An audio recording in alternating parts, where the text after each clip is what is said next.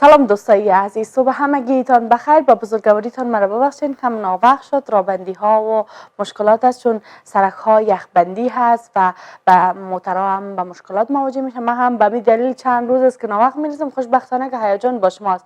دوستای عزیز، در این بخش برنامه هم یکی از مسیر مکتب های شخصی را با خود داریم. شمس الله هیلمن با ما هست. آقای شمس الله با ما خود گفتن که مکتب های خصوصی چقدر کیفیت داره و چقدر اینا تلاش میکنن تا اطفالی که اونجا فامیلایی که اونجا مراجعه میکنه اطفالشان چقدر خوبتر و بهتر به جامعه تقدیم شد. دوستان عزیز، بیشتر از خود زبان آقای شمس الله میشنویم. شما هم با ما باشین. سلام بر شما، صبحتان بخیر، خیلی خوش آمدید. مننه، خیر اوسئ. سلامونه او نیکې هیلې د مشرانو جرګې تلویزیون قدرمنو لیدونکو ته وړاندې کوم. خدای دې وکړي چې ټول به روغ او جوړ وي. ډېر خوشحاله شوم چې نن تاسو سره یم. الله دې خوشحاله چای به هم څښو ځکه سهار دی. مننه. او همداراز خبرې به هم کوو ځکه مهم موضوع په دې وختونو کې مکتبونه هم رخصت دي. یوازې بفرمایئ چې شما بگیرید. یوازې هغه خصوصي مکتبونه دي چې پاتې دي، زیاتره به رخصت وي، خو ځینې مکتبونه فکر کوم چې اوس هم فعالیت کوي. د دغو مکتبونو پر فعالیتونو را سره وغږېږئ چې کیفیت یې څه ډول دی او څه ډول یې ارزوئ؟ ډېر ښه. لکه څنګه چې تاسو ته معلومه ده، په افغانستان کې دولتي مکتبونه یعنې تر کومه حده چې د خلکو توقع ده او تر کومه حده چې باید دوی کیفیت یې لوړ وای، نه دی، متاسفانه باید ووایو. ځکه چې هغه اوس فعلا لکه په خصوصي مکتبونو کې چې دي لابراتوار برخه شته، کمپیوټر لب برخه شته، دغسې نور انټرنیټي وسایل یا انټرنیټ ته لاسرسی شته، خو په دولتي مکتبونو کې نشته دی. نو موږ کولی شو چې ووایو یعنې د نن زمانې سره په مطابق د دولتي مکتبونو په نسبت د خصوصي مکتبونو کیفیت ډیر دی او د خصوصي مکتبونه کولی شي د خلکو غوښتنو ته تر یو حده جواب ووایي. مکتبای دولتی ممکن است پدرکلان و پدرم شنیده باشین، میگن که 30 سال پیش یک کسی که در صنف 8 بود یا صنف 7 بود، حالی که از پانتون فارغ باشه همه قسم استعداد نداشت. یعنی په هغه وخت کې کیفیت دومره لوړ و د خصوصي د دولتي مکتبونو. خو اوس ډېری کسان دي چې د دولتي مکتبونو څخه سر ټکوي، وایي چې معلمین هغه اندازه باندې چې باید مسلکي واوسېږي په خپله برخه کې نه دي او ډېرې ستونزې دي. په خصوصي مکتبونو کې دغه پروسه څنګه ارزوئ؟ دا د مسلکي معلمینو چې خپل په رشته کې درس ویلی، په خپل رشته کې کار کړی وي. بالکل. دولتي مکتبونو او د خصوصي مکتبونو فرق په دې کې هم ډیر دی. ګورئ، اوس موږ خپله د یو مؤسس یا د یو مکتب د رئیس په توګه ونیولی شو. کله چې موږ د یو بس اعلان کوو، موږ ته تقریبا تر 200 تر 300 سیوي راځي. نو موږ هغلته حتما هغه څوک ټاکو چې زموږ د هغه رشتې په مطابق باندې څوک دلته نو واسطه نه منل کېږي. واسطه نه منل کېږي ځکه موږ خپل کیفیت غواړو. موږ هغه څوک غواړو چې هغه موږ ته ضرور دی. نو په دې 100 یا 200 نفرو کې یو هغه د خپل په خوښه باندې کس انتخابولی شو. ولې په دولتي مکتبونو کې فکر کومه چې دغه لړۍ به په دغه رقم چې په خصوصي مکتبونو کې ده هغلته نه وي. ځکه هلته که یو بست اعلانیږي هم ډېر خلک ورته امتحان هم ورکوي، خو بیا هم د اوس په ډېرو مکتبونو کې داسې کسان هم زه وینم چې هغوی حتی له 12 نه فارغه دي، استادان دي، هغه رشته هغه مسلک خو یې بیخي له ایسته پرېږده. نو دغه مشکلات په خصوصي مکتبونو کې زه فکر کوم چې تر ډېره حده نشته دی. امکانات کتاب هم در مکاتب دولتی وجود داره. بله. اما مکاتب شخصی اینا از معارف کتابای خودم میگیرن یا اینکه خودشان کدام سیستم جدید دارن و اونا رو به چاپ میرسونن؟ یکی خود نصاب معارف است. نصاب معارف قانونی است. او هر مکتب خصوصی یا دولتی که باشه نصاب معارف تدریس میکنه. در پهلوی نصاب معارف باز یک تعداد کتابایی که مفید است و هر مکتب باز برای خود یک نصاب تقویتی را جور کردن.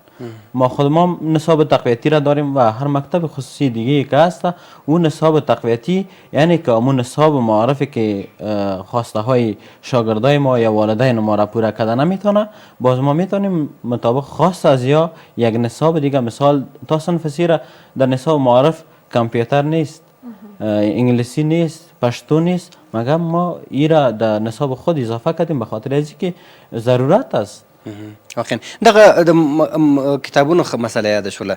دغه کتابونه مثلا تاسو په خپله هم ممکن ځینې کتابونه تدریس کړي شاګردانو ته.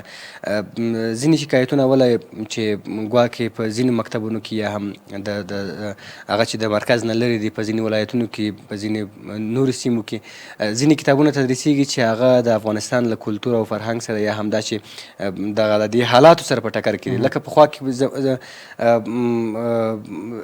په کتابونو کې به ټی ټوپک نه زما پلار جیم جهاد پلار مې جهاد ته ځي او څه وڅه دغه ځینې موضوعات وله چې د ماشومانو په ذهنونو کې به یو ډول د جنګ هغه دغه رسموه.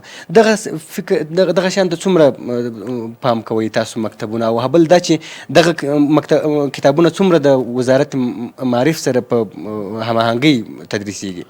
اوس دا کوم کتابونه چې فعلا د وزارت معارف لخوا یا د پوهنې وزارت لخوا نه د افغانستان نصاب دی هغه مخکینۍ خبرې اوس نشته دی پکې او تر ډیره سولې ته پکې کار شوی دی او زموږ د خپل کوم کتابونه چې دي موږ هم د دې کوشش کوو چې د خپل دغه ماشومان د خپل شاګردان دې ته وهڅوو تر څو له هغه ټوپک او له جنګ او جګړو لرې پاتې شي. یعنې اوس ګورئ خصوصي مکتبونو یوازینی ښه والی دا دی چې په خپلو صنفونو کې په ساحې د مکتب کې دوی د سولې لپاره ګورې ډیر کار کړی دی. د نقاشي د رسامي له لارې د استادانو ته دا انګیزه ورکړل شوې ده چې د شاګردانو ته د یو ښه ژوند احساس ورکړي د جنګ او د جګړو نه لرې پاتې شي. نو زه فکر نه کوم په کتابونو کې هغه مشکل خو یو مشکل چې په کتابونو کې دی هغه دا دی چې یو خو د دې مکتب د کتابونو حجم بیخي ډیر دی.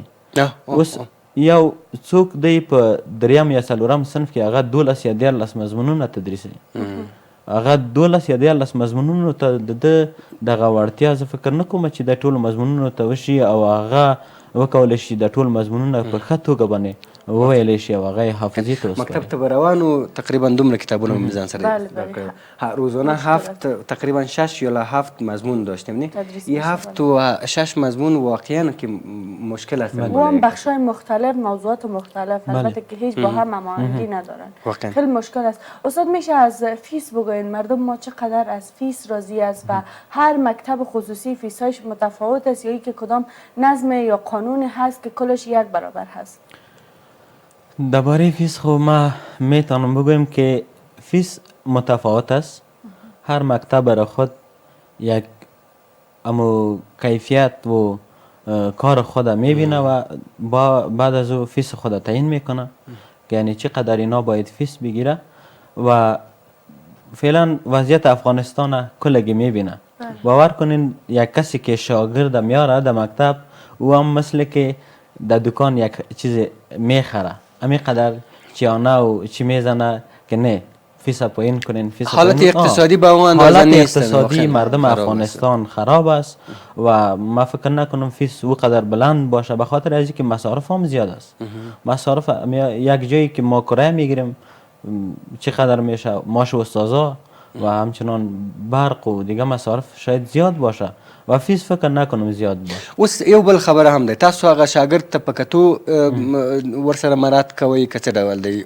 فرض مثال داسې کسان هم شته دی چې هغوی ناتوانه دي هغوی یا پلار شهید شوی دی یا هم په دې جګړه کې خپل د کورنۍ هغه مشر له لاسه ورکړی دی د هغوی سره بیا تاسو څه ډول برخورد کوئ څه ډول دغه کوئ؟ داسې مکتبونه هم شته دی تاسو په خپل راته ووایئ چې یعنې زه قیاس وکړم د نورو دغو څخه؟ بالکل دا یو خو د شکر ځای دی له نیکه مرغه ویلی شي چې د افغانستان کې د خصوصي مکتبونو اتحادیې د دې لپاره ډېر کار کړی دی او بل خپله خصوصي مکتبونو اوس یو هغه تعیین شوی فیس دی چې د یو مکتب د ادارې لخوا نه تعینېږي هغه خو د ټولو شاګردانو لپاره په یو رقم دی خو بیا د ځینو شاګردانو لپاره تخفیفونه هم شته چې اوس لکه د اتحادیې لخوا نه دغه کار وشي چې په افغانستان کې د هغه څوک چې په جګړو کې خپل پلرونه له لاسه ورکړي یتیمان د هغوی لپاره هر مکتب ته یې فورمې حتی واستولی چې دوی لپاره تخفیف ورکړي.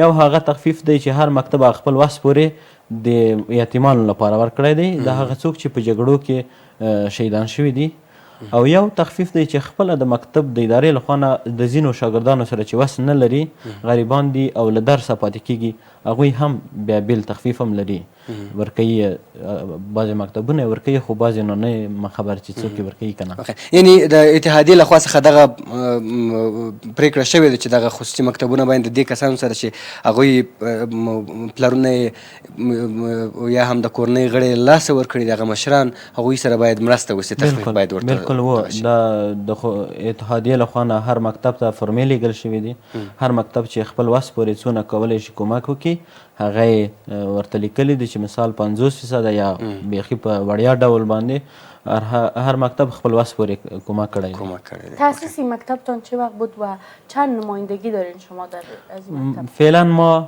یک نمایندگی داریم در سال آینده که 1399 بخیر تصمیم داریم یک دو نمایندگی دیگه هم داشته باشیم در ولایت ها و تاسیس مکتب ما در 98 بود 1 سال فعالیت ما میشه. واقعا د افغانستان حالت په کتو سره څومره ضرورت دی اوس د خصوصي مکتبونو ته مخکې به دومره علاقمندي نه وه د پلرونو لخوا څخه یا ته په ښارونو کې هم داسې کسان ول چې خپل اولادونو ته زمینه نه برابروله علاقمندي نه ښودله اوس څنګه ارزوئ دغه د خصوصي مکتبونه هم بېنهایت زیات شوي دي دې ځینې تاسو څه ډول برداشت کوئ؟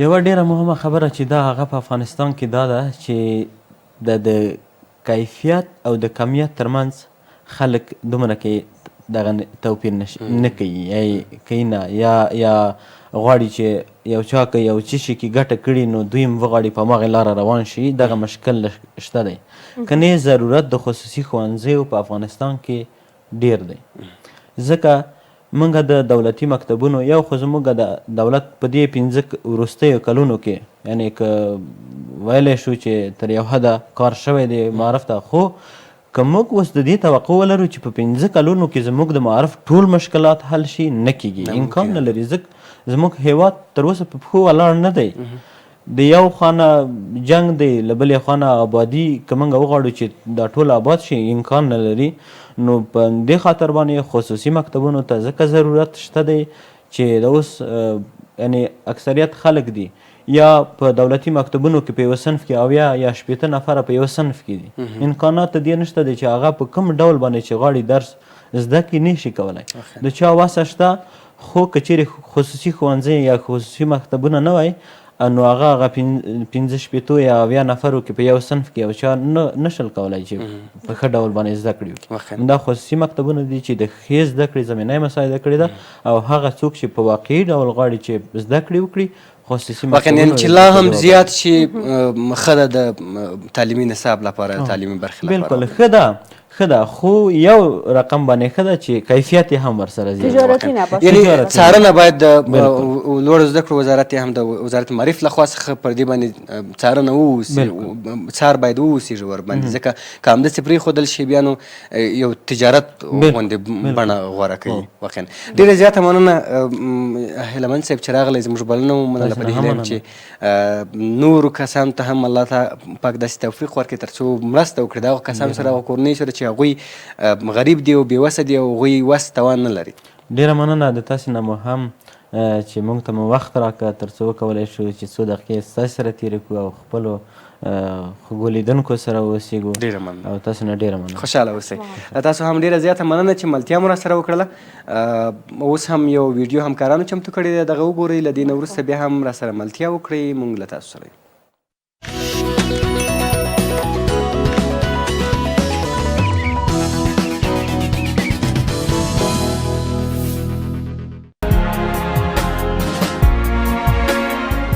معرفی کشور قطر.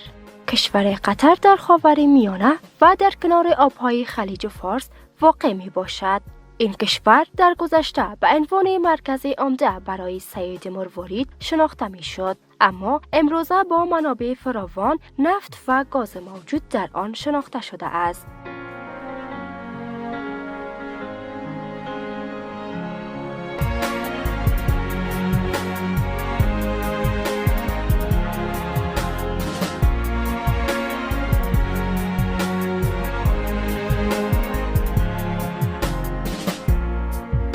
این کشور از جنوب با عربستان سعودی همسایه است. قطر به شکل شبه جزیره بوده که آبهای خلیج فارس اطراف آن را پوشانیده است و مساحت آن 11493 کیلومتر مربع است. شبه جزیره قطر از شمال شرق عربستان به داخل خلیج فارس گسترده شده است. خاک این کشور مسطح بوده و از یک صحرای خشک تشکیل گردیده است.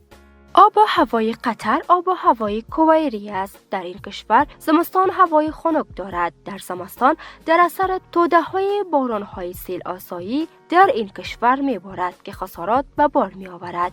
ولی تابستان هوای خشک و گرم دارد.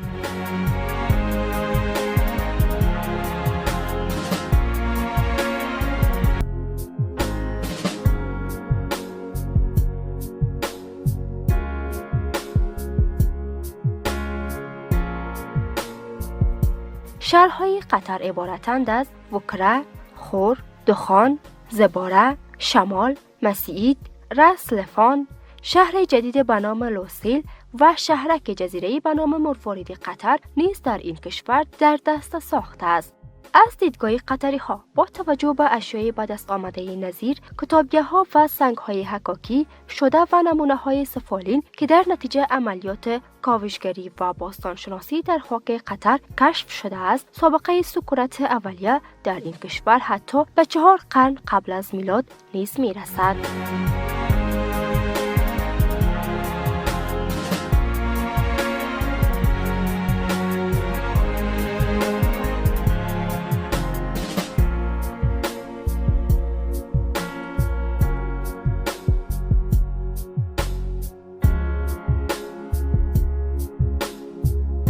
اولین ساکنان مشهور این سرزمین و نسل‌های قدیمی مردم کنونی قطر را اعراب تشکیل می‌دهد.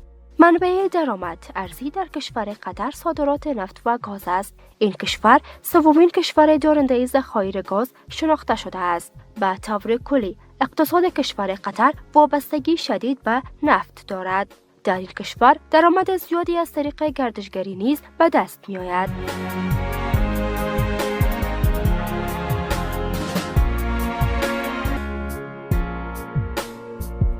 ذخیره گازی در کشور قطر برای 200 سال آینده نیز تخمین خورده است و مشخص است که کشور قطر می تواند بهره‌وری خوبی از منطقه گاز پارس جنوبی داشته باشد. این کشور در سالهای اخیر توانسته گاز طبیعی زیاده استخراج نماید و این روال به رشد سریع اقتصادی کشور قطر منجر شده است. ارزیابی‌ها نشان می‌دهد که کشور قطر در زمینه اقتصادی به رشد 20% رسیده است. کشور قطر در لیست سازمان‌های کشورهای صادرکننده نفت اوپک قرار دارد.